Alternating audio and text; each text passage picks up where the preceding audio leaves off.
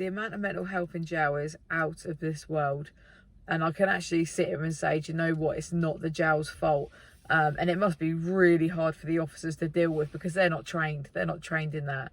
I remember asking an officer once and saying to her, like, you know, why is there so much mental health? And she said to me, what happens is basically when the what do you call them, the mental hospitals, whatever, where they go, she said when their beds are full and these people commit a crime, they just send them to jail because they've got nowhere to put them.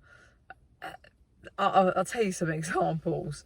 All right, so you got your sort of lower level of mental health, which is high, but it's lower compared to these other girls. They would self-harm. So much self-harm in jail. It's really sad. Man, get like not just one or two, like loads. You'd see them from here to here, scarred up on their legs, everywhere. And you know what the good thing was they wasn't scared to wear t-shirts and stuff like that. Like they walked around and they had it on visual, so you know, they didn't let them affect them like that. But it's bad and it's sad.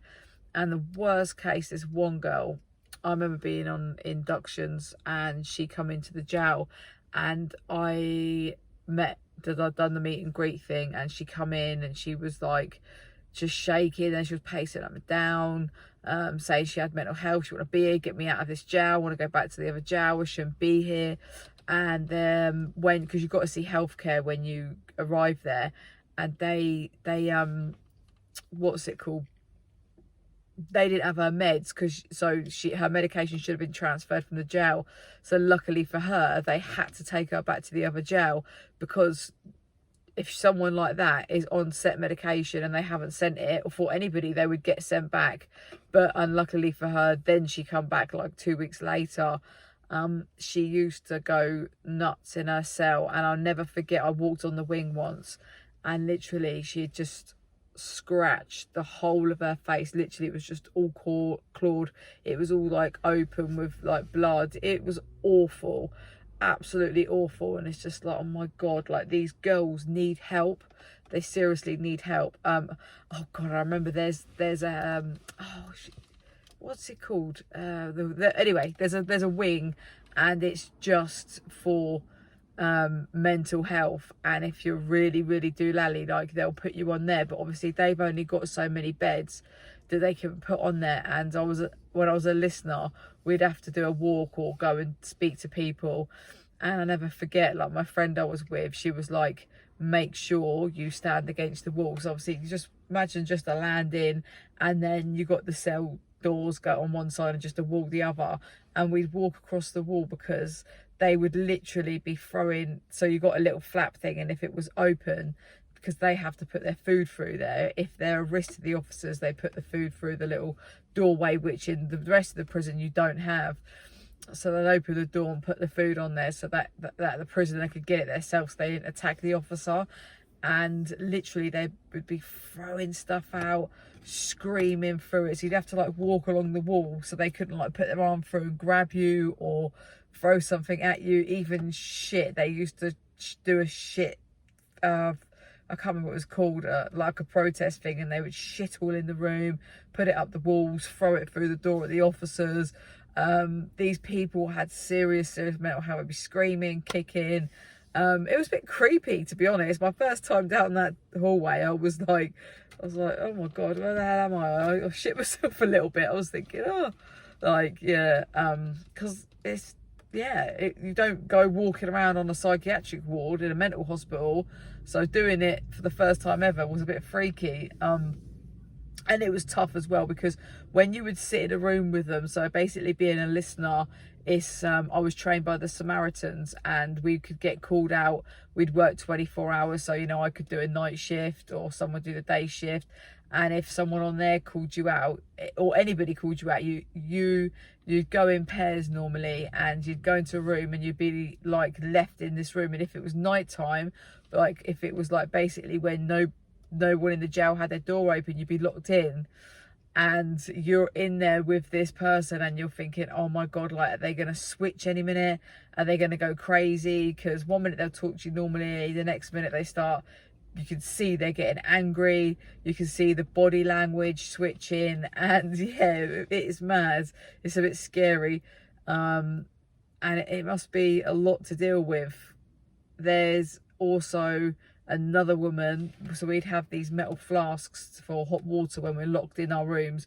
So yeah, we'd have hot water at night time, and this one girl used to smash the whole side of her face. It like her eye would be like swollen out here, black, her eyebrow would be cut, and once it started going down, she'd smash herself. You know, she got flasks. Obviously they got to the point where you weren't allowed flasks and stuff like that. She wasn't allowed flasks, sorry. And they in the end they like had to put her down like the special wing. And yeah, she used to have like these teddy bears. She used to say they were her dogs, and you know, she was such a sweet girl. All she wanted to do was make everyone laugh. You know, she had mental health seriously, but we did all actually look out for her. You know, like we would never allow anyone to do anything or say anything nasty to her, because if she said something out of line, you know she wasn't well. But yeah, all she ever wanted to do was make people laugh. She was a sweet kid. It's just sad. It's so sad just to see that they're not getting the help they need. You know, they've obviously committed a crime because they're mentally unstable. It's not like a mental health that your average person can have. Say, like, I could have depression, that's classed as mental health. It is another level of mental health, and it's sad.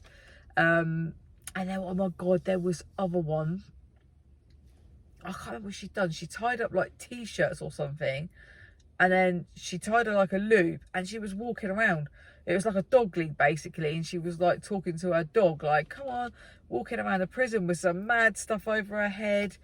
Like, just, if she spoke to you, you wouldn't know what she was going on about. Absolutely crazy. It's sad that they're crazy, you know, they're messed up, but they're so mentally unstable. They shouldn't be in the prison. Wow, my God, one night I must have moved into my own cell, and all I could hear was this woman screaming, shouting all night, but it was like she was talking to her mum. It was like she was possessed. She was like, you've done this to me, you've done this, the devil's coming, I can see him, he's coming to get me. But all night long I was shouting, I was screaming, I was ringing the buzzer, telling the officer, you better tell her to shut up. But obviously, you know, you're tired, and you feel, you know, you get grumpy and stuff. Like I do anyway. I get grumpy when I'm tired.